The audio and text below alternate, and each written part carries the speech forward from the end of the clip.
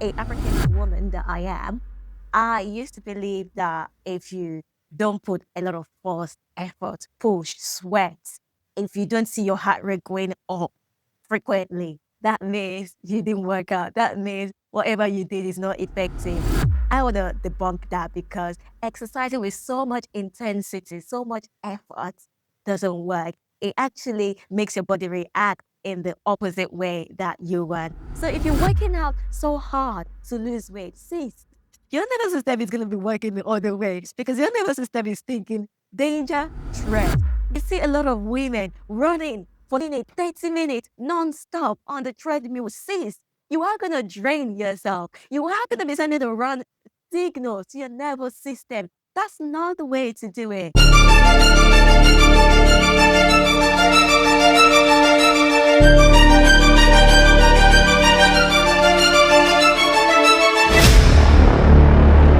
Hello there, my name is Titilayo Akiwande, and in today's episode, we're going to be talking about how to train without draining yourself. So today's video is very peculiar because as a African woman that I am, I used to believe that if you don't put a lot of force, effort, push, sweat, if you don't see your heart rate going up frequently, that means you didn't work out. That means whatever you did is not effective. This is something that we learned whilst we were growing up because we've seen our forefathers, we've seen our fathers, how they worked really, really hard and how they sweat a lot and how they achieved most of their fortunes through hard work and hard labor. So when it comes to anything that we're doing in life, even workout, we tend to put a lot of force in it. Like sometimes, even when I'm unwrapping a gift, I'm like unwrapping it with so much force. And I have to tell myself, just like calm down. It's just a gift. You don't need to put so much effort into it. So naturally, we do everything or most of the things we do with a lot of force pressure because we believe that's the best way to get results. So I want to debunk that because exercising with so much intensity, so much effort doesn't work. It actually makes your body react in the opposite way that you want. So we're going to be talking about how you can work out easily without draining yourself.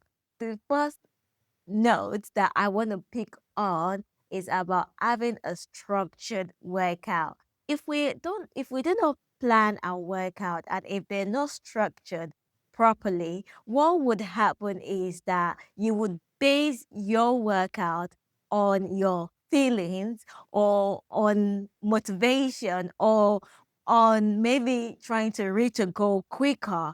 And when you do it that way, your body is not actually prepared and doesn't know how to predict or plan what is ahead. So when your workouts are not structured and you just go into it, not even knowing what to do, you see someone on the treadmill, you think, oh, I should do the treadmill. You see someone lifting a weight, you think, oh, I should do that workout. You see someone squatting, you say, oh, I'm going to try that workout. And then the day comes that you're gonna do your workout and you try different modes of workout and you're trying to increase the intensity, make your body fuely. Your body is thinking, what is going on? We didn't plan it, it wasn't structured. Okay, are we a threat again?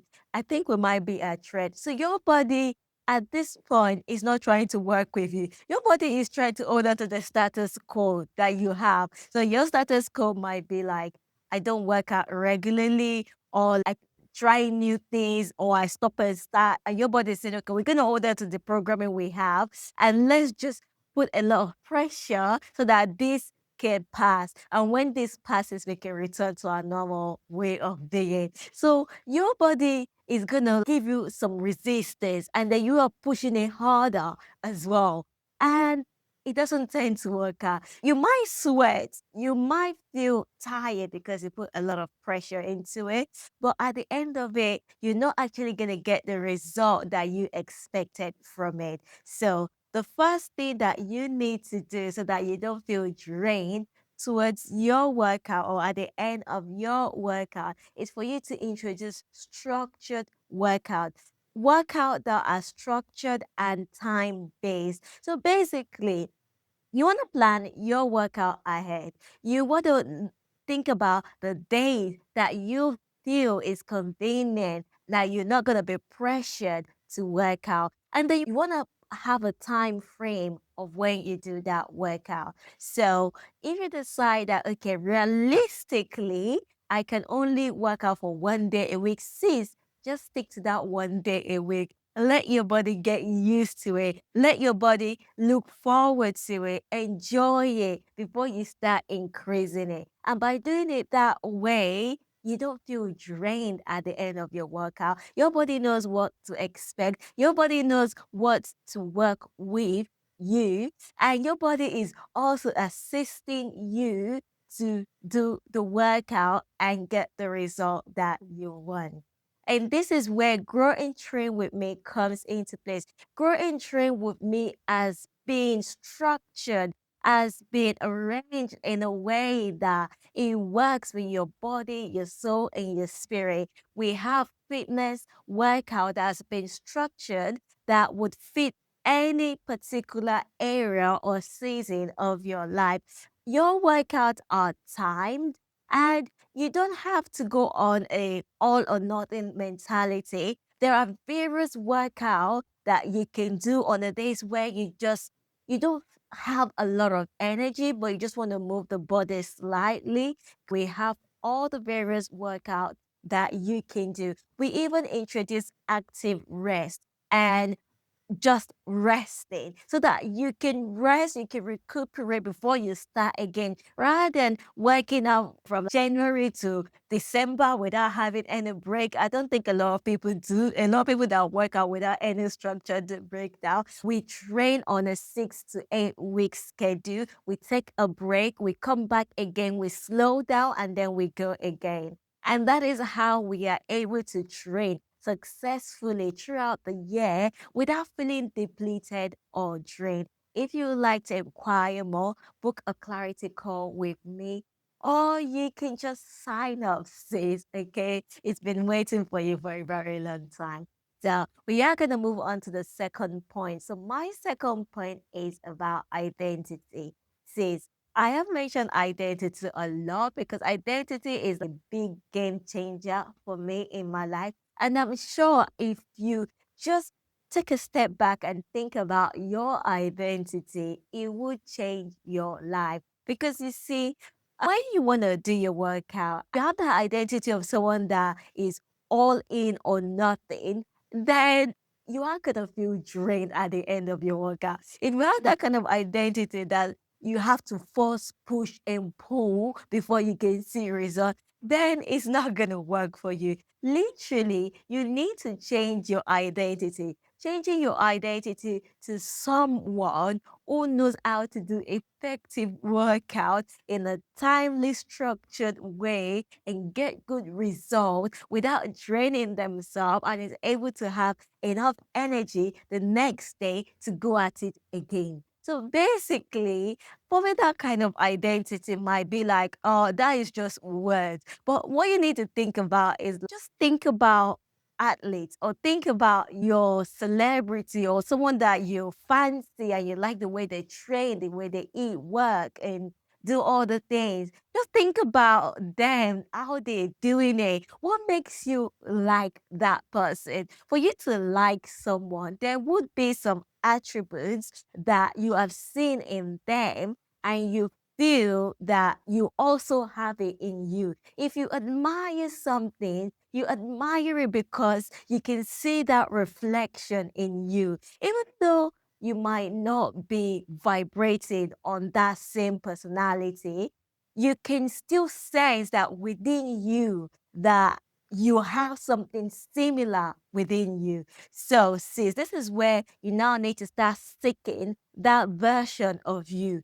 because if you look at the celebrities that you really like, the athletes, your whoever, your mentor that you really like the way they eat, train, sleep, rest, and everything, sis, that likeness is also in you. So you need to start looking for that version. If I like this person so much, that means I could actually do what they're doing. You don't have to do it 100% to what they're doing, but you would have some similarities of what they're doing. And then you need to start thinking from that level. Oh, so there is a version in me that can do it the same way or something similar to what this person is doing.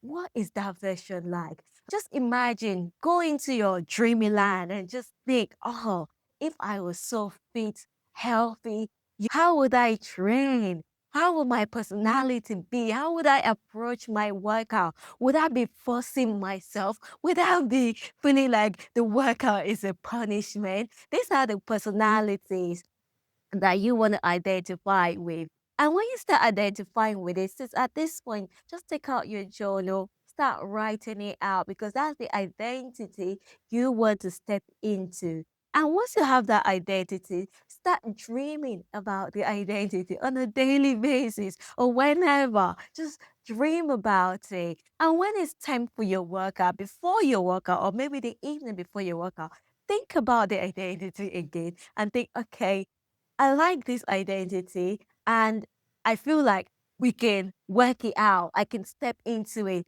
Sis, even before you wake up the next day, trust your mind would have given you that structure, that timely frame structure that you need. Your mind will be directing you how you should work out. Your mind will be telling you, okay, we do this, we do that, we eat this way. Sis, you are going to enjoy your workout from day to day just by stepping into that identity. So that is one way again that you can train without feeling drained, depleted, or out of energy. Now, the third way that you can train without feeling depleted or out of energy is by introducing rest and recovery. Like I said, our workout are structured in a way that we train every 6 to 8 weeks and we take an active rest. Our active rest does not mean that we don't do anything. It just means that you don't sit down on your couch all day long or sit down in front of your laptop all day long. It means you're still going to be active either by moving around, either by intentionally going up and down the stairs, either maybe just walking on a treadmill or just doing a little bit of a dancing. It could be every day, every other day, but intentionally being active rather than sitting down all day and feeling lazy. So that is active rest. We have a lot of that and we have other workouts as well that feels really light and is just refreshing. So that is active rest. So if you want to do your workout so that you don't feel drained at the end of it, sis, you need to introduce rest. Your rest could be just walking, going for a walk with your friends. Like when the opportunity calls for you to walk, you know you can walk that 10 minutes rather than driving. You just take that opportunity to walk. And then throughout the week or 1 week or 2 weeks, you don't exercise, you don't try to elevate your heart rate. You just take it easy. Once you do that, your body is able to balance out. Your body is able to go more into recovery mode. Your body is able to relax, repair any damages or rebuild your muscle. Your body actually recovers better when you are in a resting phase. It's just like strength training. If you strength train every day, please, you're going to do yourself more damage than good because your body does not like that. Your body likes to strength train, break the muscle fibers, and then when you are resting, that is when it rebuilds. So that is why a lot of people that do strength train don't do it day in, day out. Even if they're gonna do it day in, day out, they train one part of the body on a certain day and another part of the body on another certain day so that they can recover. So recovery is very important if you don't want to feel drained after your workout. So even if you feel like, okay, I'm not working out so much. I only work out maybe twice a week. There's no point in me taking recovery. I can agree with you. It depends on how structured or intensified your workouts are. If you decide not to go on a rest, on an active rest week at the end of 6 weeks or 8 weeks or 12 weeks, that is absolutely fine. As long as you're introducing 1 or 2 days, 2 days specifically in between each workout, that works. Because when your body is regulated, your heart brain coherence works perfectly. It sends a signal to the brain that there is safety, there is nothing to be fixed, there is nothing to be proved, just to be right here and now, and for the body to heal and grow and thrive and receive more from the universe. So this rest and recovery is so important. So the last one we're gonna talk about is your nervous system, sis. A lot of people always think that when they want results, it has to do with their brain and their mind, which obviously your mind. Sometimes I could not figure it out in the beginning that I used to think, okay, my mind was in my brain or my mind was in my heart. But then, after learning so much from my mentor, but practice, he said, no, that's not true. Your mind could be in your finger. Your mind could be in your elbow. Your mind could be in your leg. Your mind could be anywhere. And this now brings me back to reconciling the mind as the nervous system, because the nervous system is a whole huge network in our body, and it connects from our head down to our toes. So when you are working out and you are draining yourself and you're putting so much pressure, you send a signal to your nervous system. That means to the whole of your body that there is pressure, there is danger, your mind is not at rest. So what that does is that your nervous system starts contracting and holding on to whatever you're trying to lose. So if you're working out so hard to lose weight, sis, your nervous system is going to be working the other way because your nervous system is thinking danger, threat. What you need to do is to introduce calm ways that you can work out. That is why when you strength train, you lift a weight and then you put it down and you rest. You don't see people lifting a weight for the whole duration of 10 minutes. Basically, you actually putting your body into threat mode. People that train like that is so scary because even if you see someone training like that, you're gonna be scared for them. And then we do that, especially during cardio. I see a lot of women running for 20 minutes, 30 minutes, non-stop on the treadmill. Sis, you are gonna drain yourself. You are gonna be sending the run signals to your nervous system. That's not the way to do it. If you want to run, there's no qualms, no problem with that. But run and take a break. So maybe do 3 minutes high intensity, 2 minutes low intensity, 1 minute break, and then you repeat. And then you see how long your nervous system, your body can, go on for that duration. And then you stop. Once you start feeling the body is drained, there is no a lot of energy coming back immediately as you're running. Says it is now time to stop, take a break, or move on to something else that is not going to drain your energy a lot. So remember, when you're doing your cardio, when you're doing your workout, remember that you also send a signal to your nervous system, and your nervous system is all over your body. So if you're trying to lose weight, your nervous system is not going to allow you to lose that weight. Your nervous system is just going to hold on to that fat because it senses danger and threat. So, sis, these are the ways that you can work out without feeling drained. If you would like to learn more, book a clarity call, or you can just sign up. It is open for you to sign up. And if you have any questions, do not hesitate to contact me. All right, my quiz. On to the next.